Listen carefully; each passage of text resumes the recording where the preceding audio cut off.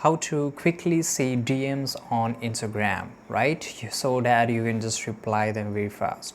So it's very important just to open your Instagram here.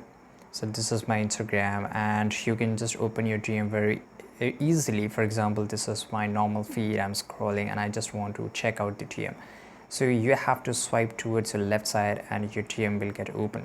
Now you can just text them very easily, right? And the second thing, on the top right corner you will see this messages bar icon. Tap on it and you will be get into it in your DM section.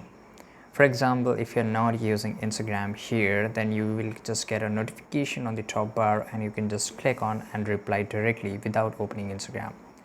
But make sure your settings is on. So here basically notification is on the top right bar. Click on search and search for notifications. Click on it and here you can see my notification is off, so I have to just click on or basically here you can see you have to go to the for the DMs. So this is for the messages and it's currently right now off, so you have to turn it on.